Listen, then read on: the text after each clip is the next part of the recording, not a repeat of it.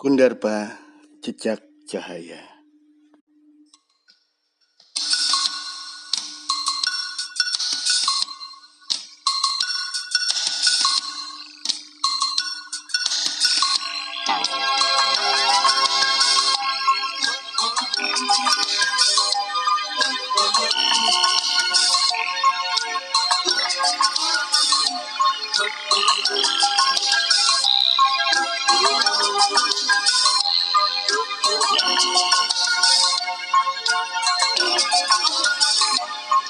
Dari balik jendela di kamarku menyelinap seberkas cahaya.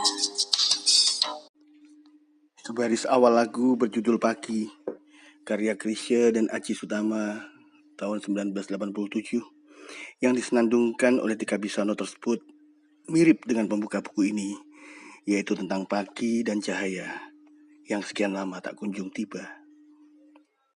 Cahaya adalah energi yang terdiri dari spektrum elektromagnetik dengan frekuensi tak kasat mata raga manusia. Sebagai gelombang, cahaya merambat menjadi sinar penerang. Pada perjalanannya hingga menerangi semesta, cahaya bisa memantul, membias hingga menitik dalam konvergensi yang terpusat. Maka dari itu, kita sadari atau tidak, cahaya senantiasa meninggalkan jejaknya. Cahaya jugalah yang membuat kita menjalani kehidupan di alam materi, di alam fisik ini. Segala hal yang mewujud di alam materi ini menjadi terlihat tampak berkat pantulan cahaya. Demikian pula Kundarpa, mau tidak mau harus mengikuti hukum-hukum yang berlaku di alam fisik ini. Adalah suatu keniscayaan. Baik hukum fisika, hukum sosial, hingga hukum dinamika kehidupan. Mau tidak mau, Kundarpa pun harus dinamis, harus bergerak. Dan pergerakan itu senantiasa maju ke depan, berjalan. Buku yang menarik ini adalah Suluk, tembang yang bercerita tentang perjalanan, termasuk kisah jejak-jejak cahaya sepanjang perjalanannya. Berjalan kemana, lalu apa atau siapa itu Kundarpa? Kisah Kundarpa juga Wigati dan lainnya pada buku ini sejatinya adalah kisah yang kita semua alami, cerita kita bersama. Kitalah Kundarpa. Nama kita bisa beragam, namun pada rangkaian perjalanan diri pasti ada suatu masa di mana kita adalah Kundarpa. Lalu ternyata kita juga pernah menjadi Wigati. Dan selama kisah perjalanan ternyata lagi silih berganti, Kundarpa dan Wigati serta tokoh-tokoh lainnya pernah mewujud meskipun hanya sejenak. Buku ini mengancikan kebebasan memilih sebutan seperti pohon yang bernama Asaluna atau Velmora, sang penjaga malam, dan lainnya. Kebebasan itu adalah ruang fantasi yang disediakan oleh penulis. Maka desa Amalune pun bisa saya fantasikan sebagai Amatara yang bermakna sama. Fantasi adalah mimpi dan harapan. Dengan ruang fantasi yang luas, maka apapun ayat kauniyah yang kita baca di alam ini menjadi lebih seru dan lebih kaya dalam penafsiran. Dalam perjalanan bersama sang waktu yang tak pernah mundur, maka pencarian jadi diri menjadi keniscayaan selanjutnya. Siapakah aku? Mengapa aku mewujud di sini dan saat ini? Kiranya apa tugasku? Pertanyaan di benak Kundarpa ini adalah juga pertanyaan sunyi kita semua. Mereka, pertanyaan-pertanyaan itu, hadir dan bergema dalam kesunyian di lingkup kesadaran kita. Seringkali karena tak juga terjawab, sementara waktu terus melaju, maka kita kesampingkan. Kita timbun lagi mereka dalam sunyi. Sebenarnya pertanyaan-pertanyaan itu tak selalu bisa terjawab secara instan sekaligus.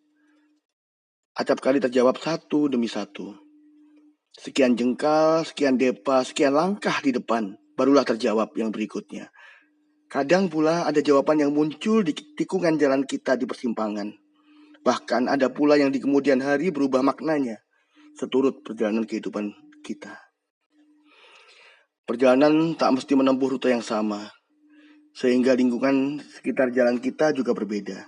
Jikalau ada yang seolah mirip rute perjalanannya atau bahkan kalau kita merasa deja vu pun tiada yang sama.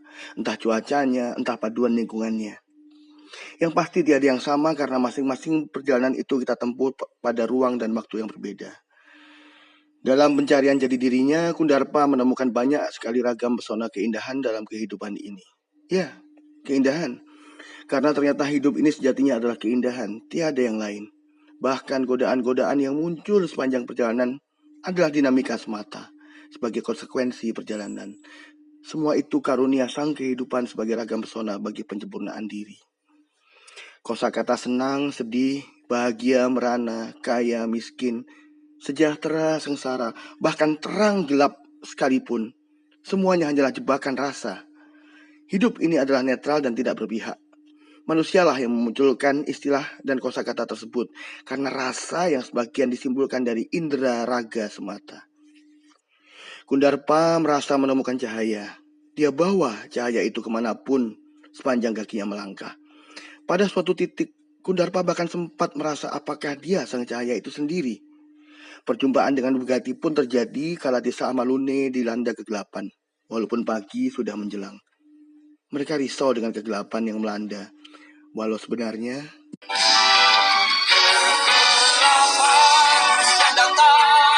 tak mungkin selamanya, nanti akan berakhir, nanti akan berlalu, nanti akan berakhir, nanti akan berlalu.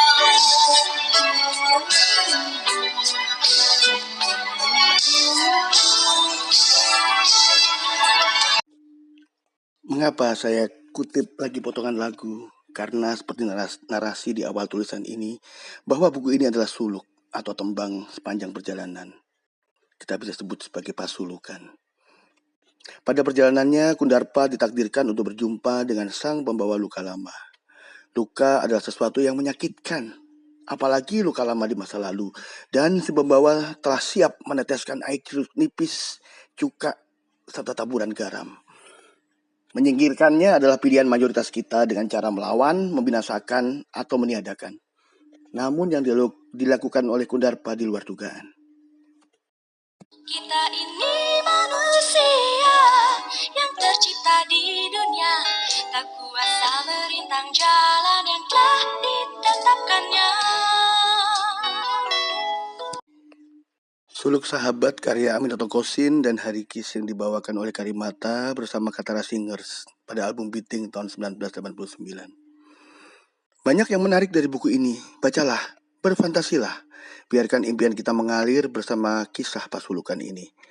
Namun kita mesti menjadi laksana wigati. Dalam bahasa Jawa, wigati artinya penting. Kawigaten adalah perhatian yang timbul karena ada hal yang dianggap penting. Maka sebelum meneruskan membaca pasulukan ini, kita mesti wigati terlebih dahulu untuk mengalun bersama impian. Saat tiba pada bagian Kundarpa yang merasa telah menjadi cahaya, ternyata pada saat yang sama dia dalam kegelapan. Menafsirkan bagian ini akan lebih indah dengan keterbukaan fantasi kita, open-minded.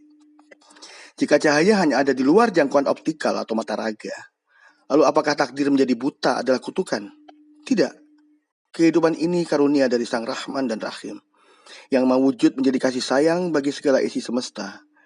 Perhatikan jika bertemu saudara kita yang tunanetra namun wajahnya berseri, seolah bahagia menjalani hidup. Ya, mereka memang bahagia, bukan seolah. Kitalah yang berfantasi mereka diliputi kegelapan, padahal nyatanya mereka mampu menyalakan sendiri cahaya, nur dalam ruang jiwanya. Menjadi terang adalah bagaimana kita mencerahkan jiwa tanpa harus menunggu dan berandai-andai.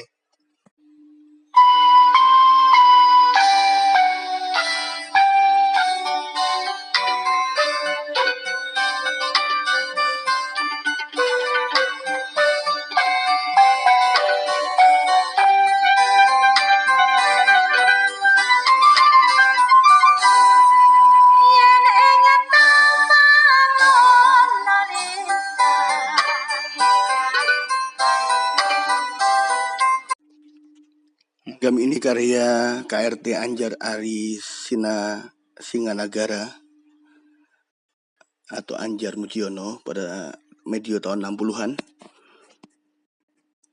yang dipopulerkan oleh beragam vokalis. Karena sejatinya segala yang tampak hanyalah pantulan dari sang cahaya, pun juga bintang atau lintang yang termasuk matahari, bahkan nyala api atau nar pun bisa terlihat terang berkat bias dari cahaya sejati, nur ala nur. Atas kesadaran diri Kundarpa, atas hikmah wawasan yang didapatnya sepanjang perjalanan, bahwa di alam ini kita ditugaskan untuk ikhtiar, maka sambil menanti sinar pagi yang tak kunjung merona, dia lalu menyalakan sebatang lilin penerang. Wigati yang takjub bersama anak-anak desa lainnya pun beramai-ramai turut menyalakan berbatang-batang lilin. Sekejap sinar yang semula setitik menjadi terang yang meluas. Inilah makna syair Lilin-Lilin Kecil, lagu karya James F. Sundah yang ditembangkan oleh Chrisye pada tahun 1977. Lilin-lilin dalam kebersamaan, bukan lilin yang menyendiri. Lilin kecil, sanggupkah kau mengganti? Sanggupkah kau memberi seberkas cahaya?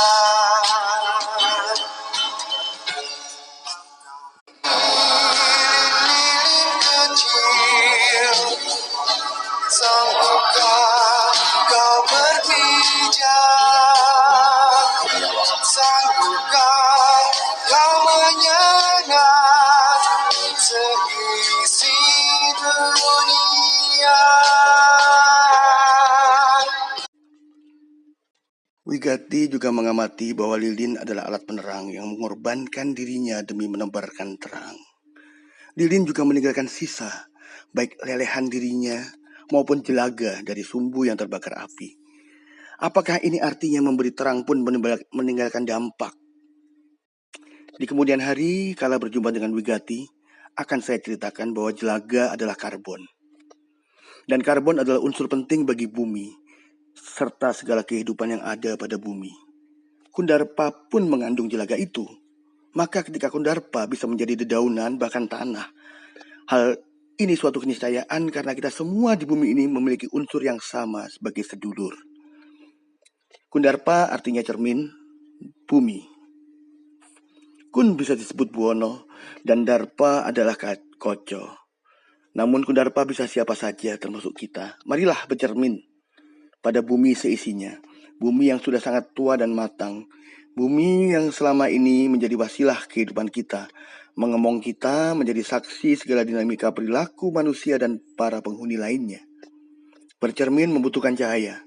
Maka nyalakan nur dalam jiwa agar nerimo kenyataan bahwa kita semua seisi semesta adalah sedulur. Sayangilah semuanya. Minimal seisi bumi di mana kita berpijak. Tebarlah manfaat sebagaimana tujuan penciptaan kita mewujud di alam ini. Pangapunten, salam rahayu. Bintaro, 11 Juli 2025, Prasida.